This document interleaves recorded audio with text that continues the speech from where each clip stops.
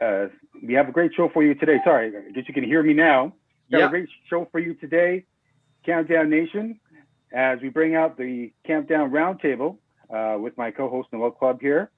A friendly reminder to please download both the BarnBurner and Zingo TV apps directly from the respective iOS and Android app stores.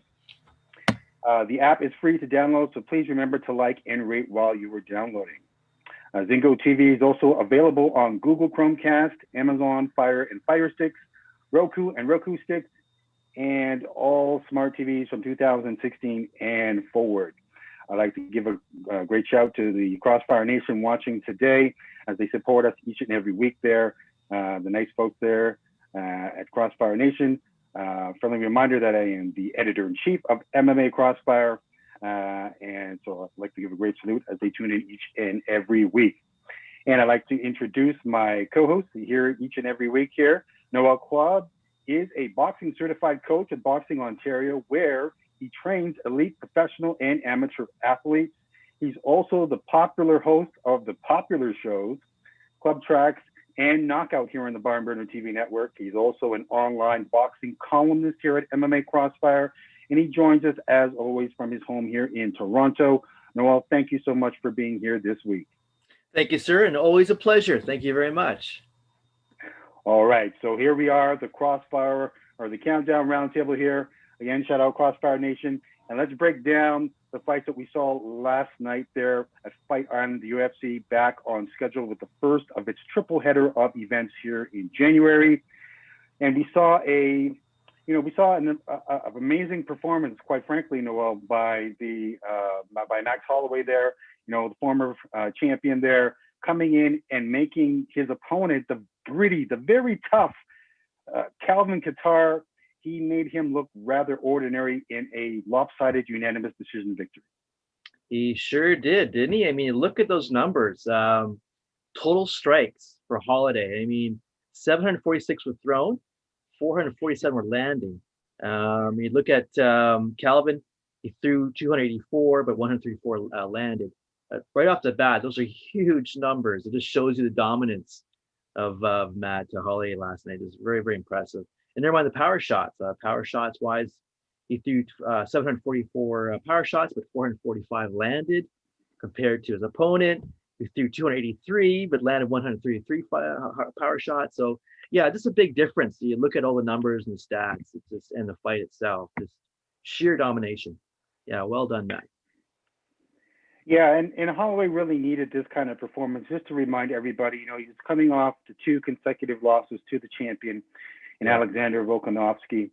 And, you know, although fans are still debating to this day whether or not Max lost those fights, we cannot deny the fact that, you know, a third consecutive loss would probably put him further out of the conversation, at least in the title shot picture. So, you know, it looked like Holloway was taking no chances there. He looked amazing. And as you said, Noel, just really piling up the points there. Kattar in every round, you know, Kattar obviously got a few shots in there. I noticed the big overhand right that he connected with, but even then, Holloway just kind of shook it off and continued to go about his business. Yeah, absolutely. I mean, yeah, definitely. And say, like you were saying about this overhand right. I mean, really didn't have much effect on him. And you're right. I don't think it really did. It just like probably was the best shot he threw, I think, in that evening. But yeah, this had no effect on him whatsoever. You know, you got to feel for Calvin Kattar. You know, he comes in there. He felt very confident going into this fight, and unfortunately, it just did not work out for him. Yeah. You know, he suffered a broken nose after the fight. You know, Dana White obviously sending him to the hospital right after the fight, so there was no post-fight press conference from Kattar. But I have the feeling that, you know, he was very gracious in defeat after the fight. You know, he congratulated Holloway, and that's the way you have to approach it when you're you know, outclassed.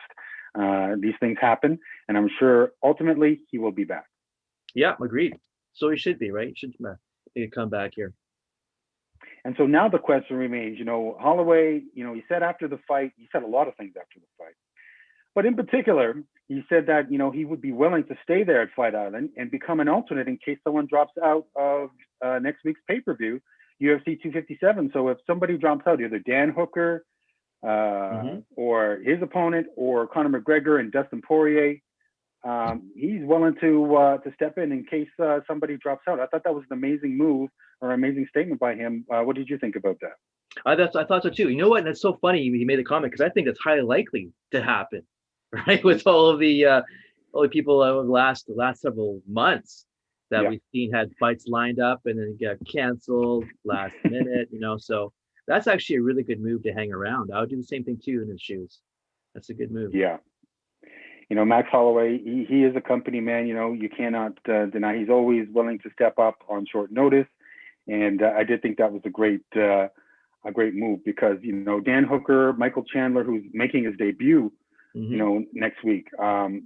It is possible that something happens there, and if something does happen, he's right there. He's in shape. I'm sure he can make the weight, and then he's that much closer to another dream of his, which he failed the first time. Remember, he did lose to Dustin Poirier when he tried to become a concurrent champion. The featherweight and the lightweight belts.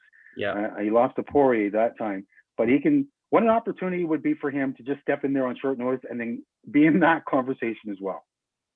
Yeah, I mean that's the kind of thing where it's like he's sharp. He didn't get hurt. I just didn't get hurt whatsoever in this fight whatsoever. Even though it went the distance. And to me, he can easily go back in there pretty soon. Like I know it's a lot to expect to be in there possibly potentially next week, but I think it's going to be hanging around for this. And after last fight, I think he's fine to go. Yeah. So shout out to Max Holloway. As Countdown Nation members know from watching and reading MMA Crossfire, we know that Max Holloway is a big fan, in particular, of the city of Toronto. Obviously, having main evented here in Toronto in previous pay-per-views, and also shouting out the Toronto Raptors when they won the NBA championship a few seasons ago. So fans here will always, I think, be partial to Mr. Blessed there. But there are also some great fights as well on the main card. As I look at them, Carlos Condit is a favorite of mine, Noel. Mm-hmm. Carlos Condit, I saw him here at the UFC Fan Expo almost 11 years ago at the UFC 129 when he was more closer to the Natural Born Killer nickname of his. Today he's in the twilight of his career, but it looks like he reached out for one more performance there as he decisioned another veteran in Matt Brown, taking a comfortable unanimous decision in the co-main event. Yeah. I mean, I thought it was very, very fought very well. Great job. Again, the punch output, striking output was very good by Carlos. Total strikes, he had 209, but landed 157, compared to Matt Brown, who had 52 shots in total, but only landed 57 shots. So that's a pretty big difference as far as output. And of course, landing percentages is pretty high stuff. So yeah, congrats to Carlos on that match. Now, obviously, this is not the barn burner of the card of the night, but I think Carlos Condit is realistic at this point in his career. He knows that this is not going to vault him into the title contention or anything like that. But it's one more fight and one more payday. Maybe one more fight to get him somewhat closer to whatever he's looking for. But let's face it, I personally think that Carlos Condit at this point in his career is a gatekeeper, someone that's for the young and rising stars to measure themselves against. And I think that's about it at this point. Yeah, you're right. I think it's more the twilight of the career right now. So yeah, I mean, look at his record: 32 wins, 13 losses. UFC, a world, that's a lot of fights. A lot of fights he's got there. But shout out to the Natural Born Killer. Former interim champion there, of course. Everyone remembers that great fight with Nick Diaz there. And of course, George St. Pierre becoming, coming within a high knee of dethroning one of the great champions the UFC has ever known. So let's see what happens with Carlos there. But for me, Noel, the next fight was unbelievable. It shocked me in that Santiago Ponzinibbio. I thought this guy was favored going into this bout, and he was. But he was also coming off like a 2-year layoff in this fight, and it ultimately caught up with him as he left a punch hanging it's kind of like in baseball in the wall. You know, you leave the fastball hanging or the slider hanging, and the guy just turns on it. You're in And trouble.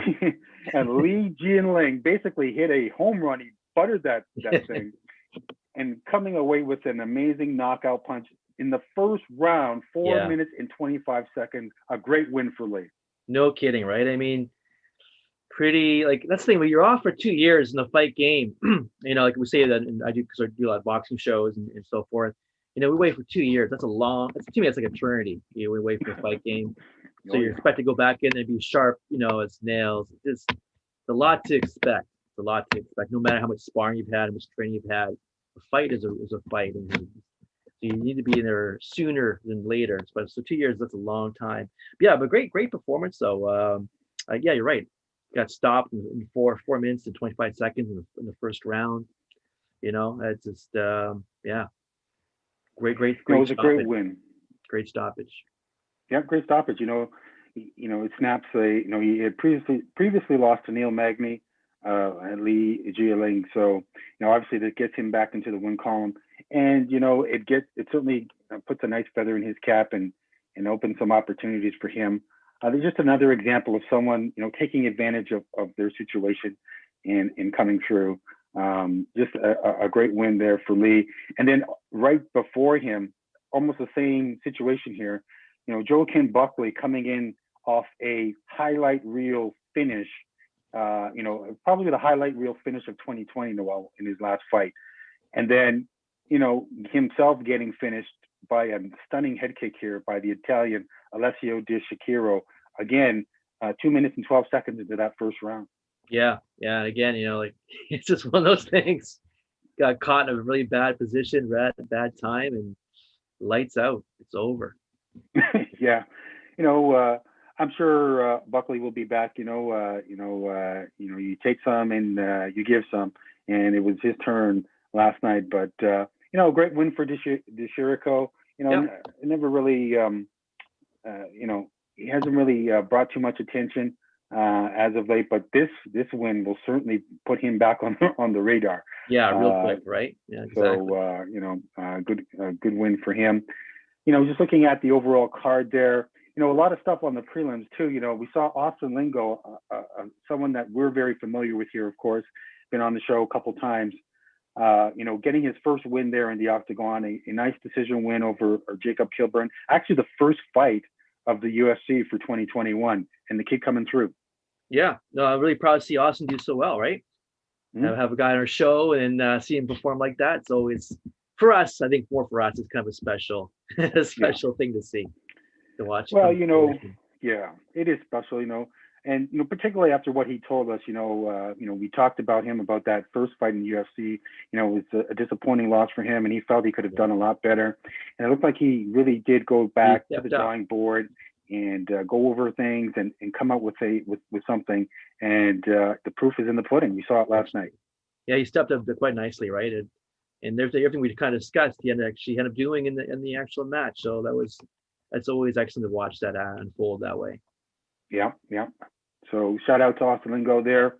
Yeah, well done. Lights out. It certainly lights out there, and I'm sure I did see him on social media there. Basking in the win and deservedly so. I mean, anytime you can get a win in the octagon, particularly when it's the first fight of 2021, I think you're allowed to celebrate a little bit. So shout out to him. We also saw there on the prelims, I noticed there was a Canadian on the card, Sarah Morris, the British Columbian, taking on Vanessa Mello. Things didn't work out in her favor so much. Unfortunately, she lost a decision there to Vanessa. Hopefully Sarah can come back, but I'm not sure, Noel, because this is I think it's her second loss now. I think it's second loss.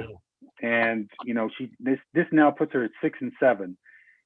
6 wins and 7 losses in her career. And anytime you have a record under 500, you're automatically on the bubble. Absolutely. Even in this pandemic, I think she's in danger of possibly being cut.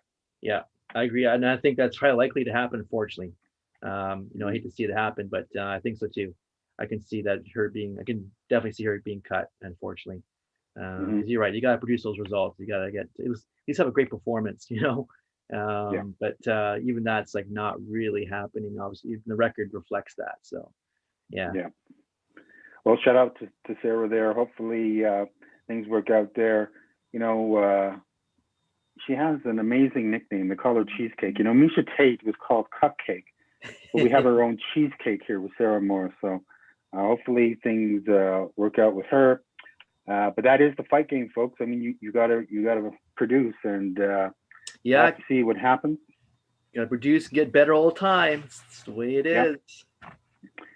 So those are the those were the fights that kind of really raised my eyebrow last night. In terms of fight of the night, obviously Max Holloway, Calvin Kattar bringing home fight of the night, and then with performances of the night, actually the fights we just discussed, Li Jialing and Alessio De Chirico earning performances of the night. So each fighter taking home a $50,000 USD bonus. Nothing to sneeze at. Pretty nice. That's pretty sweet, I gotta say. And of course, this whole card, Noel, let's put this card into perspective, because this not only was the first card for the UFC in 2021, but it was also the first card broadcast on ABC, a network other than ESPN. And ABC now getting into the fight game, I thought that was very significant. And then we also saw Dana White on ABC, revealing what the lightweight champion Khabib Nurmagomedov had told him in terms of his decision to return back to the octagon. And basically the decision was no decision. He's going to sit and wait. He's going to watch what the lightweights are going to be doing this weekend at UFC 257. And basically Dana White saying that Nurmagomedov told him that he wants to see something special from these lightweights before he makes a decision to come back. Yeah, well, we'll see what happens next. But yeah, well, let's just kind of wait and see. Exactly, that's kind of where we're all at right now. Comes to him. And I think that's probably the right decision for Khabib. I mean, he's beaten both of those guys. He's beaten Conor McGregor quite decisively. Very decisively. Dustin Poirier. He's beaten everybody. He's 29-0. Yeah. And there's really no motivation for him to really come back, other than, I guess, a spectacular performance from maybe anybody, and maybe. And so, if Conor McGregor can return to form there at 257, Dustin Poirier can sparkle like a diamond, or maybe somebody else, maybe Michael Chandler or Dan Hooker show something. Maybe that will motivate Khabib to go for that 30th win, because let's face it, I mean, no one has really been able to challenge him Khabib at all. That's true. That's true. That's the thing. He's at a point where he's the best. He's the best guy, and he left the game at the very, at his best at the top. And to me, I if I'm in the shoes, I wouldn't want to come back, especially right now. You're right. He's beat everybody that's there right now. So what is the motivation for him to come back? That's really the question here. And I don't really see the motivation there for him to come back. I agree. So, this again is another opportunity for the lightweight division to show something. And, if that doesn't motivate Conor McGregor any further, I mean, there's going to be no excuse after this one for any of those guys to not put in their best performance possible, because not only will they be fighting potentially for the belt, but they'll be able to fight and make history against, the best lightweight that we've ever seen. Yeah, correct. And you're right. This is the time to go after it. Go and take it. Go and get it. Absolutely. I see it the same way. Mm-hmm. So, all in all, a good show. And, that sets us up for the next event here for the triple header that the UFC is presenting here in January. It's called, they call it UFC Fight Island 8. I like to call it UFC on ESPN 20. The UFC returning to the ESPN network to air this one. And of course, it's going to be at Fight Island, and it's going to feature the welterweights there. One, Michael Chiesa, taking on the always dependable Neil Magny in the main event. And basically a pair of veteran guys there that are really trying to put themselves in that upper tier in the division. Totally agree, because I mean, you're right. That's probably gonna be the best matchup of the night right there. You got number 8 and Michael, number 9 with Neil Magny. So this is going to be a really interesting matchup coming up, and yeah, it's going to help kind of shape a little bit more of that weight class, in that category, in the 8-9 spot. So someone's going to be moving up quite nicely, I think, after this one. But it should be a great matchup. I think it's a great main event right off the bat. So that should be a great fight to catch. Absolutely. Michael Chiesa is always an exciting fighter. I've always watched a lot of his fights. And he's on a 3-fight win streak, Noel. He submitted Carlos Condit way back in 2018, December, almost 2 years now. Then he beat Diego Sanchez, a bit of a vendetta there. And then defeating the former champion in Rafael dos Anjos there, a nice tidy decision there. So he's definitely on a roll, 17-4. With all the confidence and momentum that you can possibly have. Yeah, exactly. And I think he's the guy to beat. So we'll see what happens here. But Neil Magny is no slouch either. This guy, he's 33, and he doesn't kind of gets overlooked, quite frankly, because he's a guy that you don't think of immediately. But all this guy did actually in was it 2017 or one of those years. He was fighting so much. He was like fighting 3 or 4 times, I believe, at one point. He's got a 3-fight win streak of his own. He beat Robbie Lawler, a very, very smart fighter, taking the striking away from Robbie Lawler and basically grinding out a nice decision win. He's got a win over Li Jieling, a guy that he just saw knock out Santiago last night. Yeah. He's got a win over Anthony Rocco Martin. He's got some good wins, and he's just a guy that, just tries to build himself up. He doesn't really talk a lot. He's not a media darling. But when you look on the scorecard, you look at the record, he's got the tools that you need to make a run. Yeah, exactly. And you're right. To me, he's like a no-nonsense kind of guy. He just goes in there, just gets the job done quite quickly and quietly, either way I see it. Mm-hmm. It's my kind of guy, right on. Yeah, I definitely see him in the club gym. Absolutely. He's ranked number 9 right now. As you mentioned, I think she has a rank number 8, you said? Yeah. Yeah. So 8 and 9 going head to head. And, an impressive win by one of those guys should vault them a couple spots. A couple spots further. Yeah. But looking at the rest of the card, not too bad. The main card, we have Roxanne Modafferi, the Happy Warrior, returning. Always a fan favorite there. With a flyweight matchup against Vivian Araujo. We have an Ultimate Fighter alum, Matt Schnell, taking on Tyson Nam.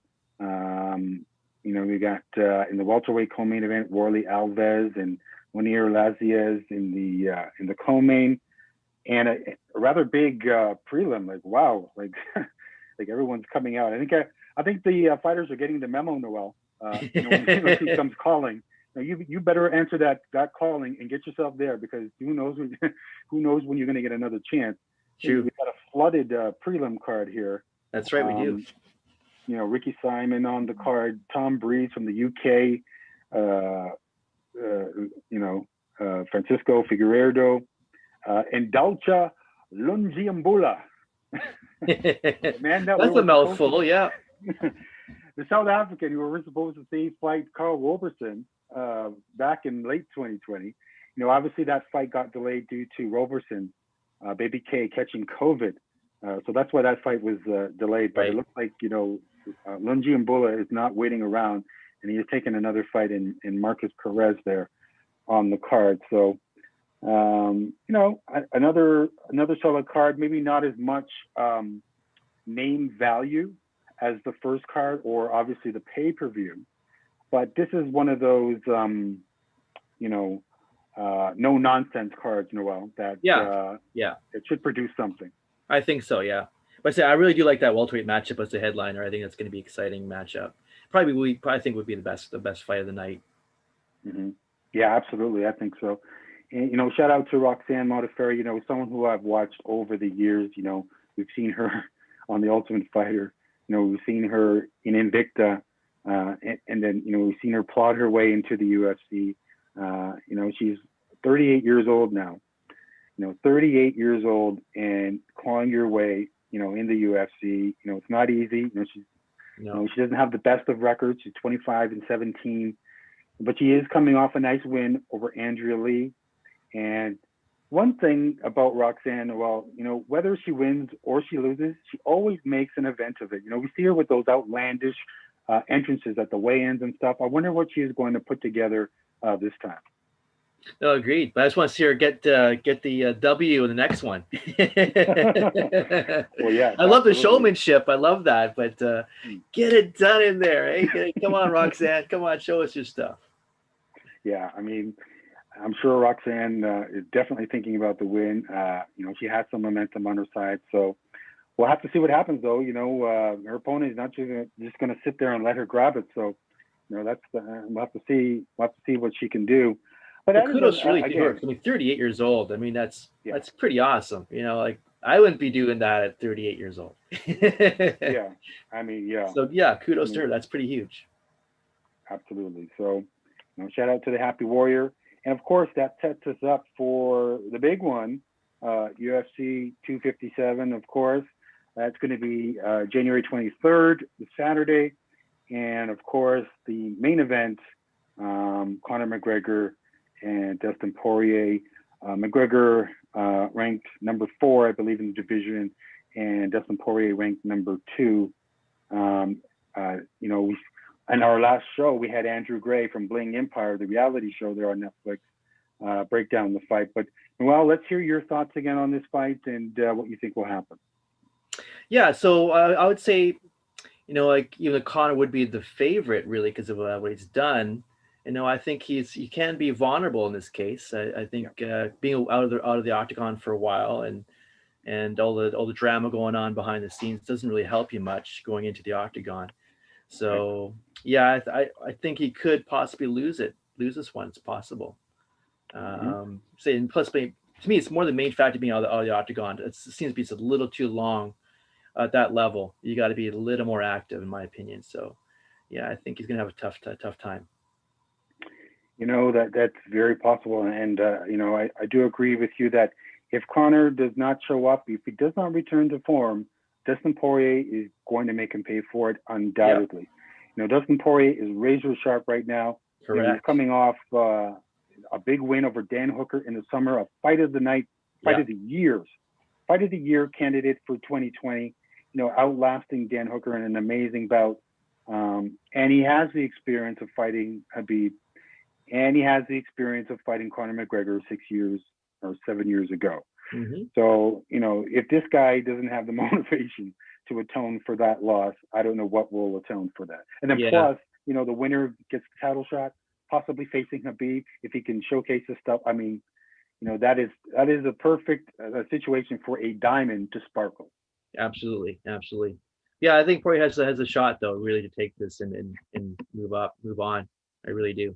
Because you say he's just sharp, and that's the thing when you have one guy out of action for a while, and you have a guy like Corey who's way more active. I mean, that's tough to go up against and to get a W, get the victory from. So the only possible thing for me that could possibly stifle Dustin is in the head, and psychologically. He's playing back that loss to that lopsided loss to possibly Conor. You're thinking about the guy. He's got the money. You look at what he's been able to do. You look at his confidence going into this bout. He's got to stay focused. He's got to be positive. And I think something has to go well for him, Noel, early in that round. He cannot depend on the judges to give him a decision. He's got to go after it right from the beginning. If he lets Conor get on his game, get comfortable, it's going to be tough for him. I think it's going to take it to Conor. Or I think it'll be the first round. It's probably going to take it to Conor. That'd be probably the smartest thing to do is take it right at him. Don't wait, just go right after him because you're the sharper guy. You've been way more active, and you're going against the guys who's been less active. So that's the opportunity now to go in there and be aggressive, especially in that first round. Because you're right. I think if he gets inside of Conor's head, which I think he can do it early on, I think you're going to see a very interesting fight going in the. So yeah, I think Conor's gonna have a tough time. I really do. We all saw Donald Cerrone make that mistake last year. You let McGregor get comfortable, and we saw what happened there. So Dustin Poirier, a very smart fighter, and Yeah. even Connor admitted it going into this fight, a great fighter. Yeah. So yeah, I agree with you. I expect him to jump on Connor right away and make it a no doubter. But it should be a great matchup. I'm looking forward to that fight. That's going to be amazing, and hopefully it turns Habib's head as well. But some great, some great fights on that pay-per-view as well. I'm looking at the card. We just talked about it. Dan Hooker and Michael Chandler. Dan Hooker welcoming the former two-time Bellator champion, a guy who was, made a lot of waves over there in Bellator. This guy was like Mr. Excitement over there. Taking guys out, and his rivalry there with fighters there. So I'm expecting another pair of fireworks in that one. Yeah, I totally agree. I think it'd be a lot of fireworks. Totally agree, man. Yeah, see the same way. Yeah, 100%. Yeah. Dan Hooker, representing a whole country there of New Zealand there. This guy has confidence. It's just burning with confidence. I thought he was very confident with Dustin Poirier. I thought he was biting off a little bit more than he could chew there, but obviously coming very close to beating Dustin. And now, that same level of confidence coming in with Chandler and the former champion. So, hats off to these guys. Let's see what they can do. Yeah. I don't know who I'm leaning towards right now. I know I kind of have to go with Chandler a little bit, but then again, Chandler's never really fought the guys at the UFC level. So, and Hooker has that experience with Poirier. Yeah. So, It's a big difference. Maybe go with Hooker a little bit there to eke out the decision there. Yeah, I'd say Hooker for sure. I lean towards Hooker because of his experience, and that's a pretty big deal. Left leg, yeah. And speaking of experience, we have a women's flyweight matchup. The veteran Joanne Calderwood, JoJo. Everyone knows her as the former Invicta standout.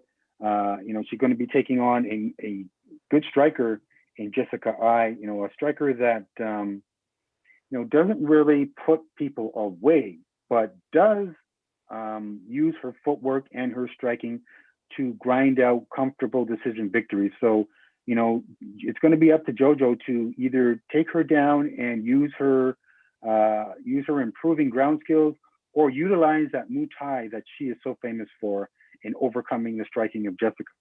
Yeah. We'll see what happens there too.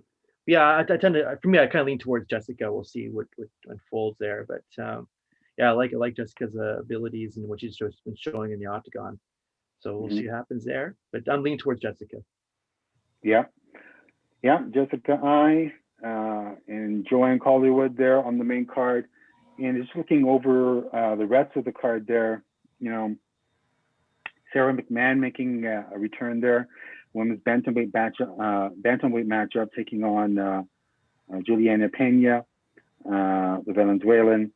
And then, we have Andrew Sanchez.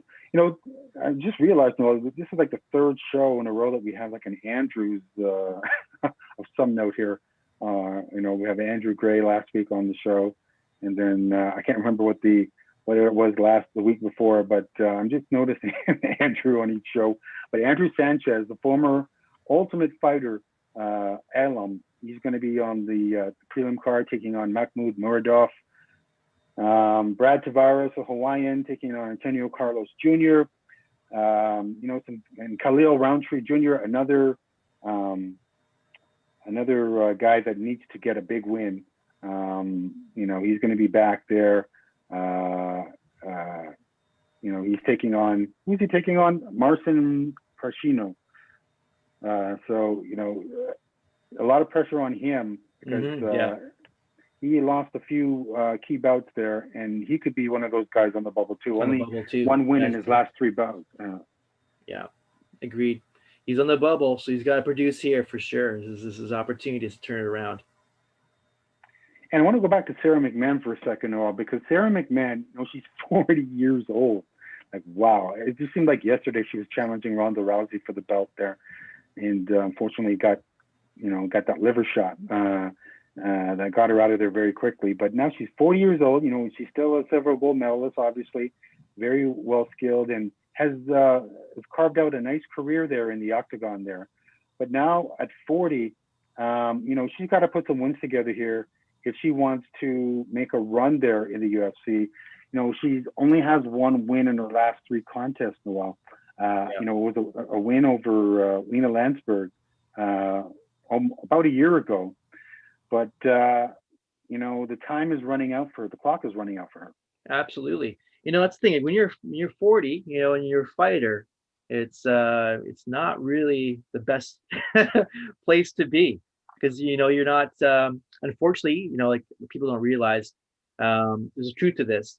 When you're 25 years old, you're at the peak. You really are at the peak of your physical speed, and those things are all in place. Once you hit 40, I mean, you're just not as fast as you were. You're not going to be as kind of responsive as you were. So to me, it's a bit of a battle of fighting yourself plus the person in front of you, because you're seeing stuff, you're seeing opportunities, because of now you're older, you can't quite capitalize the way you want to, the way you need to. So that comes like an internal battle, like, oh, there it is, there's opportunity. Oh, it's gone. So it's gonna be, to me, that's really tough. And now, if I was in her shoes and Sarah's shoes, I would really look at, pulling out, like, just take one more fight, two more fights, and then call it a day, because you're not getting any faster, unfortunately. And you're right, age is now against you, and you're 40 and you're a fighter. Yeah. So, we'll have to see what the game plan is for Sarah. She's always been an intelligent fighter. She came in with the wrestling and really improved her striking. And, she really had good game plans there. But I think you're right, Noel. Father Time is undefeated. And, she really needs to secure this next win in order to have a chance of maybe contending for another title shot. Correct. You're right. She's on the brink, so hopefully she can pull it out. But this is a tough position she's in. Yeah. So that's UFC 257. Just a great card there. The main card is, in my opinion, enough to spring for it.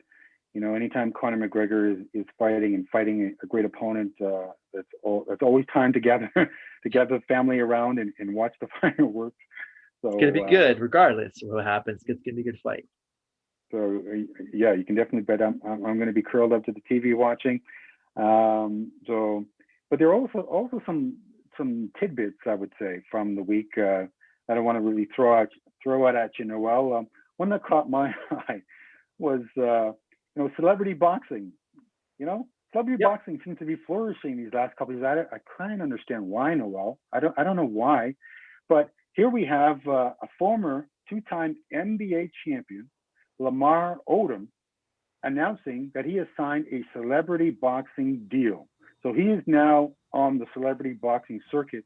This guy, 6'10", 240 pounds, formerly married to Khloe Kardashian, now throwing his hat in the celebrity boxing ring. And I wanted to get your thoughts on that, Noel. Yeah, it just to me, not a good idea. Like, he's got height on his advantage. Yeah, that's really good. But like, you can't play boxing, as they say, and it's very, very true. And even though it's still a charity event, you still got to perform. You still got to fight. And I'm not. I kind of enjoy the entertainment value of the charity shows, but I think having him in the ring, I think, is not a good idea. I think it could work out quite badly for him. I don't think this is a good move for him. Now, there's a lot of talk going on in the charity boxing world. There's no doubt about that. There's been a lot of talk about Holyfield, Tyson. Now Oscar wants to come back too. Oscar De La Hoya wants to come back as well, but he wants to come back in the ranking system fighting again. So there's a lot of speculation, a lot of talk going on right now about that. Yeah, and perhaps the best shot for that is to go with the WBC. They seem to be having the gate wide open for anybody and everybody. You come in there, they'll make a belt for you, and you're on your way. It does look that way, doesn't it? Mr. Suleiman, please give me a belt. I need one. I'm going to join. Yes, please. Me too. Or it's like Oprah, you get a belt, you get a belt, you get a belt. Yeah, it's definitely interesting to watch these things unfold. But it's more as you said, it's just really entertainment value. Yeah. I mean, Yeah, I have to agree with you. They haven't announced an opponent for the guy yet. Apparently, he wants to fight in the summer. So, we'll have to see who they match him up with and obviously go from there. Let's hope he doesn't end up like Nate Robinson did. Yes, correct. Let's Two not former repeat that NBA again. players, two former NBA players slam dunked in a row. That doesn't make for good looks for the No, it NBA. doesn't. And that's high likely to happen again. Really, if he goes back, if he goes in there for the first time, it's very likely to happen again. So Lamar, if you're listening, Noel's available. He's willing to train you. Just come over here to Please Canada don't or do this. fly Noel over. He's willing to go over there and to prepare you for your next journey as a boxing Pick the peakler. basketball. Or you can stick to basketball. Yeah, I think you should. Yeah. But we'll see. I mean, this is celebrity boxing. Maybe they actually match him up with something or someone comparable, or maybe they do the right thing. Stranger things, I guess, have happened. I don't know. Well, I hope they do have a better matchup compared to the last one we were watching, because I don't want to see that happen again. That's just, it's not good for boxing. It's not good for the individual receiving that. It's not a win-win there at all. So yeah, you're right. We'll see what happens as an opponent, but hopefully it's gonna not be a mismatch again. Absolutely. And then going back quickly to the UFC, there was some quick news there about a pair of female fighters agreeing to a bout there at UFC 258. News came through that Miranda Maverick, a new recruit to the UFC, formerly from Invicta. Fans here watching know that Miranda was a guest of the Champions Corner, formerly the Wiseman Report, here on the BarnBurner TV network. And Miranda is going to be fighting another Canadian, the Savage from Niagara Falls, Ontario, Jillian Robertson, who definitely has the point to prove, Noel, after getting dominated in her last bout. Yeah, we'll see how that unfolds. I mean, hopefully Robertson's turning stuff around in her training and what she's doing, because I don't want to see her go through that again. But she's coming out of really good boxing territory as well, so she should be able to get some good work with the hands and defense and footwork. So we'll see what happens here next. Now, there's no secret on Jillian's game. She is a ground specialist. She will drag you to the ground and tap you out, submit you, et cetera, et cetera. Her striking is just, is not her strong point. And so a lot of her wins tend to be by submission. But unfortunately, she ran into someone who was not only good on the ground, but could also compete with her on the feet. Yeah. In Talia Santos in her last fight, and it was a lopsided decision. Now, I've seen some tweets and social media from Robertson's camp saying that they're proud of Robertson, and she's willing to do the work that she needs to improve and get to the next level. And I have no doubt that she is going to be trying to improve in this one. But Noel, I think you've said it before, and I think it is a theme here that when you're good at one thing or a couple of things, and you're trying to move up that ladder, it's hard to move up that ladder when everyone knows what you're good at and what you're not good at. Yeah, correct. And I always say you don't want to learn to fight when you're at that level. It's just, it's very risky. And so I guess what my point is, like, you really only truly master, honestly, one thing, because you guys, that one thing requires so much of your time and your focus, your dedication to become good at that one thing. And so when it gets like where UFC, you gotta be multi-faceted. You gotta have a lot of knowledge, a lot of areas. It's very challenging. But my point though is, you're trying to learn that stuff while you're in, the UFC and so forth. Yeah. To me, it's not. You don't want to start learning that level, because it's just it's gonna take you a lot longer to get where you want to go. And we'll see how she can turn stuff around for herself. Hopefully she can. But it's just my point is, she got a lot of work ahead of her at this point where she's at, and I hope she can make it happen. I really do.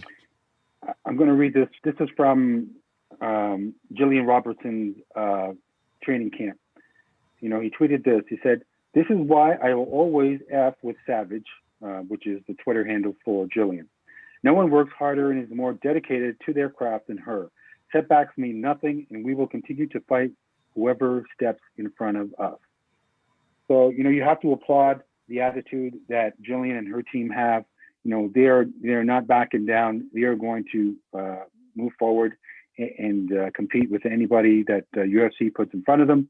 I can only hope that that they continue to work on the other facets of Jillian's game, because Miranda Maverick is a serious fighter. She has the stand up and she has the ground game too. So this is going to be a very tough matchup, in my opinion, for Jillian. And if she does not get the fight to the ground, it could be a long day for her. Agreed. Like, personally, if I was her management team, I would not take this fight right now. I wouldn't do it. I don't think it's the best move for her right now. I would wait a little bit while longer for making that step.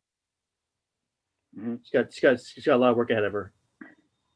To give her some credit, Jillian Robertson did compete after that UFC loss there, and she actually competed at Chael Sonnen's Underground there in December.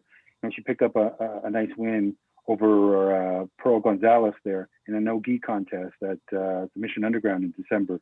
But again, Chael Sonnen Submission Underground. Obviously that is not a striking event. That is a grappling event. Yeah. And grappling is definitely good. That's another tool that she has. But I think she really needs some of the striking 100%. In her favor in this matchup. Yeah, I totally agree. She's got to work on. She's coming out of a good box community. So I mean, if I was in her shoes, I would be looking for a coach in that Niagara Falls area, because there's good coaches out there in the box community, which will help her hands way more, help her footwork, help her defense, help her we call it ring generalship. In this case, it'd be octagon generalship. So yeah, like, she's got to spend more time on the hands, on the striking for sure, because that's the thing she has to get underway, because how can you advance forward without that right now? Mm-hmm. Yeah. So good luck to Jillian. She's a crazy Canuck, just like all of us here, and we're always behind our crazy Canucks here. Right on. But that's a UFC 258 matchup, folks. Again. But one last piece of news here, because we're almost out of time here on TKO Countdown here on the BarnBurner TV network and Zingo TV channel 250.